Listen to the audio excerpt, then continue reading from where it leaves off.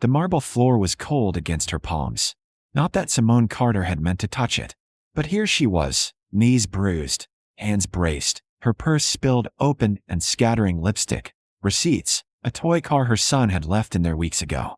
She did not cry, did not gasp, just breathed, slowly, while the security guard's hand stayed clamped on her shoulder. "Ma'am, you need to leave. Now." The lobby of the Grandis Hotel watched in silence. A woman in Chanel sunglasses. A businessman mid-check-in. A concierge frozen behind the desk. No one moved. Simone looked up. At the manager. Derek something. His name tag said guest relations, but his face said something else entirely. "I told you," she said quietly. "I have a reservation. We have no record of it. I showed you the confirmation. That email could be faked." She stared at him. At the security guard. At the lobby that cost more per night than most people earned in a month. And she understood. This was not about reservations. Derek gestured toward the revolving doors. "We don't tolerate solicitation. If you don't leave, I'll have you arrested for trespassing." Simone's jaw tightened. Behind her, someone cleared their throat. A man's voice. Calm. Almost pleasant. "Excuse me. Is there a problem?" Derek's expression shifted. Just slightly. The kind of shift that happens when someone important enters a room. Simone turned. The man was older. 60 maybe. Silver hair. Impeccable charcoal suit. He carried a leather briefcase and the kind of ease that comes from never being questioned. Derek straightened. "Mr. Langford. This woman doesn't have a valid reservation. We're handling it." The man, Langford, looked at Simone, then at her scattered belongings, then at the guard's hand still on her shoulder. "I see," he said softly, and something in his voice made the entire lobby hold its breath. 6 hours earlier, Simone had checked the reservation 3 times before leaving Baltimore. The Grandis Hotel, Philadelphia. 2 nights. Confirmation number ending in 7743. Prepaid, non-refundable. She was in town for a conference, the National Education Leadership Summit. She'd been invited to present on her work in underserved school districts, a program she'd built from scratch that had cut dropout rates by 40%. It was the first time she'd been invited to speak at something this prestigious. She'd packed carefully. A blazer her mother had helped her pick out. Notes on index cards because she didn't trust slides. A photo of her son, Marcus, age 7, tucked into her wallet for luck. The train had been late. She'd arrived flustered, tired, already mentally rehearsing her presentation. The Grandis lobby was everything the website promised. Vaulted ceilings, crystal chandeliers, a fountain in the center that probably cost more than her car. She'd approached the desk with her confirmation pulled up on her phone. The clerk, a young woman with perfect blonde highlights, had smiled, typed, frowned. "I'm not seeing a reservation under that name. Carter. Simone Carter." More typing. The smile thinning. "No, I'm sorry. Nothing." Simone's stomach dropped. "That's not possible. I booked this 2 months ago. Do you have confirmation?" She'd shown her the email. The clerk had squinted at it like it was written in another language. "This doesn't match our system format. It came directly from your booking site. Let me get my manager." Derek had arrived with the expression of someone already annoyed. He'd barely glanced at Simone's phone. "That's not our email template. It's from reservations@grandisphilly.com. We don't use that address anymore. This is fraudulent." Simone's chest tightened. "I paid $400. Then you were scammed. We can't honor fake reservations." "This isn't fake, ma'am." His voice dropped. Patronizing. "I understand you're upset, but we have actual guests waiting. If you booked through a third party, that's not our responsibility." She'd felt the stares then. The other guests. The staff. "I need somewhere to stay," she said. Quietly. "The conference starts tomorrow morning. There are budget motels on Route 1. Budget motels." She'd worn her best clothes. Brought her presentation. Believed she belonged here. And he was directing her to Route 1. "Can you at least check if you have availability?" she asked. "I'll rebook." Derek sighed. Typed. "We're fully booked. For 2 nights." "Yes." "What about cancellations?" "Ma'am, I've told you. I'm not trying to cause trouble. I just need a room." His expression hardened. Security. That's when the guard appeared. A man twice her size. "Ma'am, you need to leave. I haven't done anything wrong. You're disrupting other guests. I'm asking for help." Derek stepped closer. "You're loitering. This is private property. Leave, or I'll have you removed." Simone's hands shook. She gripped her purse tighter. Please, she said, hating the word. Just check one more time. Derek nodded to the guard. And that's when hands grabbed her arm. Pulled. She tried to keep her balance. Tried to walk. But the guard shoved, and her heel caught. And suddenly she was on the floor. Purse spilling. Knees burning. The lobby, silent. And then, excuse me, is there a problem? Simone looked up at the man in the charcoal suit. Langford. His gaze moved slowly. From her face to Derek's. To the guard. Mr. Langford, Derek said quickly. This is a misunderstanding. Help her up. Derek blinked. I'm sorry. Help. Her. Up. The guard released Simone's shoulder like it had burned him. Langford extended his hand. Simone hesitated. Then took it. He pulled her to her feet with surprising gentleness. Are you hurt? He asked. I'm fine. Your knees are bleeding. She looked down. He was right. Langford turned to Derek. His voice didn't rise. Didn't need to. What's her name? Sir, I don't think her name. Simone Carter, Simone said. Langford's eyes stayed on Derek. And why is Miss Carter on the floor? Derek's mouth opened. Closed. The lobby had gone silent. Even the fountain seemed quieter. She doesn't have a valid reservation, Derek managed. We were escorting her out. Escorting? Langford repeated the word like he was tasting something rotten. Is that what you call it? She became disruptive. Did she raise her voice? Derek hesitated. No, but threaten anyone. No. Damage property? Mr. Langford. She was using a fraudulent confirmation. Let me see it. Simone unlocked her phone with trembling hands and held it out. Langford studied the screen. His expression didn't change, but something shifted in his posture. This email, he said slowly, is from our system. Derek paled. That's impossible. We changed formats 6 weeks ago. Miss Carter booked 2 months ago. Langford's voice was very, very calm. Which means this is legitimate. Silence. The clerk behind the desk had gone white. Derek swallowed. There must have been a system error during the migration. You didn't check. Langford turned to Simone. Did he ask when you booked? No. Did he attempt to verify with the old system? No.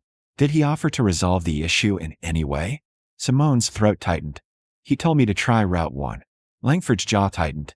Almost imperceptibly. He looked at Derek for a long moment. Then he said, very quietly, go to my office. Wait for me there. Sir, now. Derek left. The guard followed without being told.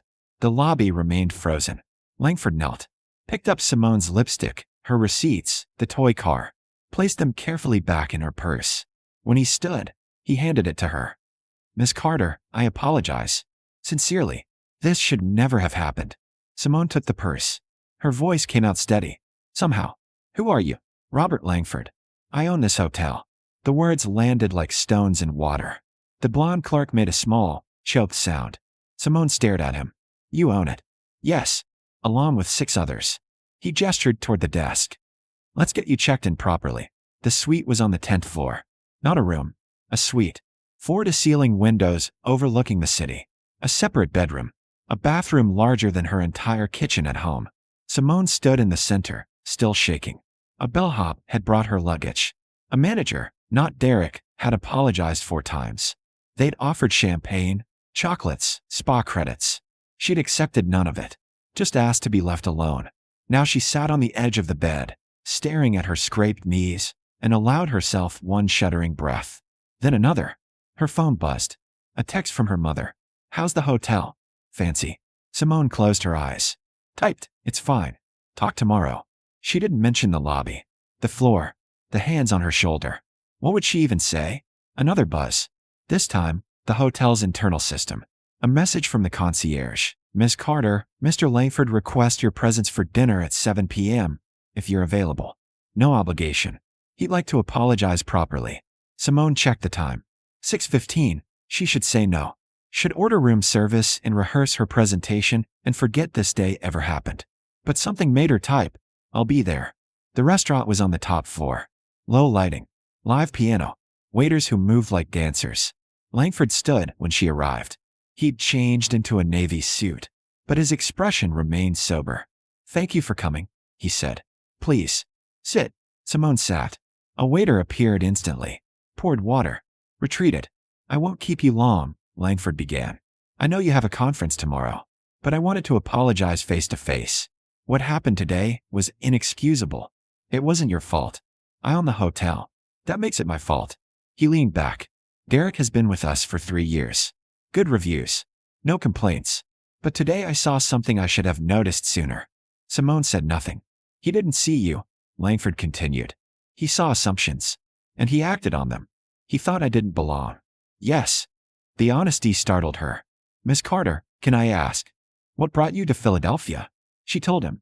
About the conference. Her program. The invitation to present. Langford listened without interrupting.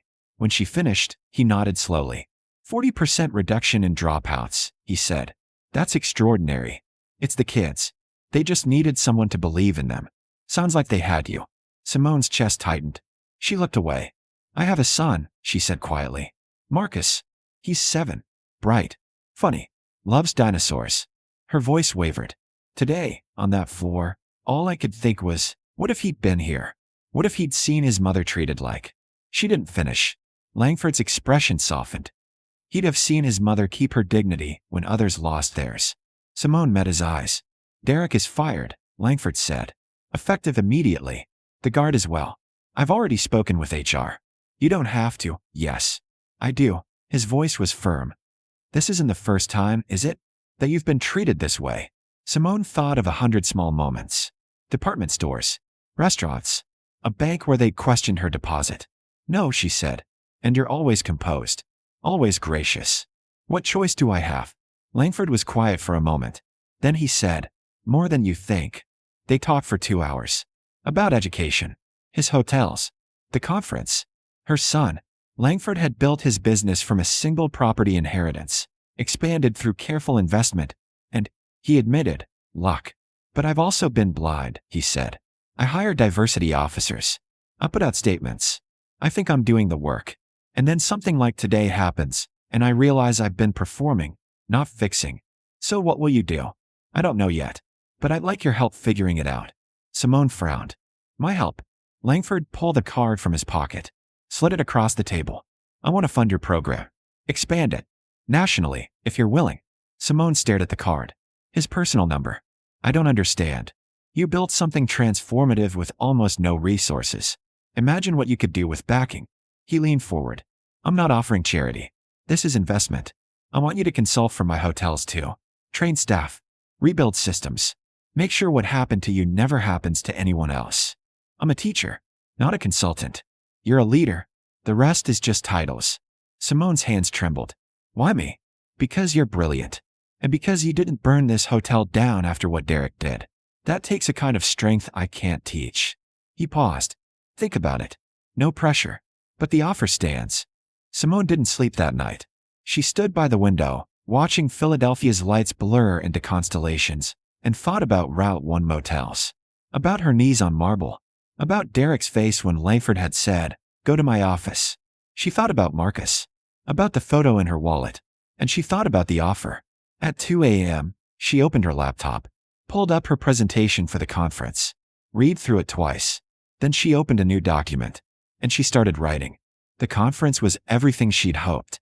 Her presentation, delivered to 200 education leaders in a ballroom that smelled like coffee and ambition, went flawlessly. People asked questions, exchanged cards. 3 districts requested follow-up meetings. Afterward, a woman from the Department of Education approached her. Miss Carter, that was remarkable. We've been looking for scalable models exactly like yours. Would you be open to a federal pilot? Simone smiled. Absolutely. That night, back in her suite, she called Langford. He answered on the second ring. Miss Carter, how was the conference? Good. Great, actually. She paused. I've been thinking about your offer. And I want to do it. The program expansion. The consulting. All of it. I'm glad. But I have conditions. A beat of silence. Then, warmth in his voice. I'd expect nothing less. I want full creative control over the curriculum. I want to hire my own team. And I want a seat at the table when you rebuild your diversity policies. Not as a rubber stamp, but as an equal voice. Done. Just like that. Miss Carter, you're doing me a favor. I'm the one who should be negotiating. Simone laughed. Actually laughed. It felt strange. Good. One more thing, she said. I want Derek's severance redirected. Put it toward a scholarship fund for kids from underserved districts. Kids like the ones I teach. Langford was quiet for a moment. Then, consider it done. 3 months later, Simone stood in the lobby of the Grandis Hotel. Same marble floor. Same fountain. But everything else had changed. The staff had been retrained. New hiring practices implemented. A bias reporting system put in place, anonymous and accessible. And today, the hotel was hosting its first education symposium, a free event for teachers from Philadelphia's most under-resourced schools, featuring workshops on trauma-informed instruction, equitable funding, and community partnerships. Simone had designed it. Langford had funded it. 200 teachers filled the ballroom. Simone stood at the back, watching them network, learn, hope. Langford appeared beside her. You did this. We did this. No, you. He smiled. I just wrote the check. Simone shook her head. But she was smiling too. A woman approached. One of the teachers, young, black, carrying a notebook covered in stickers. Excuse me, are you Simone Carter? I am. I just wanted to say thank you. I'm a first-year teacher. I almost quit last month. But hearing you talk about your program, it reminded me why I started. Her eyes were bright. You made me believe I could actually do this. Simone's throat tightened. You can. You will. The teacher thanked her again and walked away. Langford glanced at Simone. How does it feel? Surreal. She looked around the lobby. 6 months ago, I was on this floor. Bleeding. Humiliated. And now I'm changing it. Langford nodded. Derek sent a letter last week. Simone turned. What? An apology. He's working at a nonprofit now. Said he's been in therapy, unpacking his biases. He wanted you to know he's trying. Do you believe him? I don't know, but I think he's scared of who he was. That's a start. Simone considered this. Did you reply? No. That's your choice, not mine. She thought about it. About grudges and grace and the weight of carrying both. I'll think about it, she said finally. That evening, Simone took the train back to Baltimore. Marcus was waiting at the station with her mother. He ran to her, arms wide, and she scooped him up. Mama, did you meet the president? She laughed. No, baby. Just some teachers. Were they nice? Very nice. Her mother hugged her tight. How'd it go? Better than I expected. They walked to the car, Marcus chattering about his week, and Simone felt the tension of the last months finally start to ease. At home, after Marcus was asleep, she sat at the kitchen table with her laptop. Opened her email. There were 43 new messages. Requests from schools. Interview offers. A note from the Department of Education confirming the federal pilot. And one email from Langford. Subject, thank you. She opened it. Simone, watching you work these past months has been a privilege. You've taught me more about leadership than 30 years in business ever did. The scholarship fund is live. First recipient announced next week. Whatever you need, whenever you need it. I'm here. Robert. Simone read it twice. Then she closed the laptop, made herself tea, and stood by the window. The Baltimore streets were quiet. Familiar. She thought about the Grandis lobby. About Derek. About the guard's hand on her shoulder. She thought about the teachers today, young and hopeful, believing they could change the world. And she thought about Marcus, asleep upstairs, dreaming of dinosaurs. She didn't know what came next. There would be more work, more resistance, more rooms where she'd have to prove she belonged. But tonight, she let herself rest. Not because the fight was over, but because she'd turned her pain into power. And that was enough. Simone Carter, teacher, mother, architect of change, finished her tea, set the cup in the sink, and turned off the light. Tomorrow would come. There would be more children to save, more systems to rebuild. But tonight, she was home, unbothered, unbroken, exactly as she'd always been.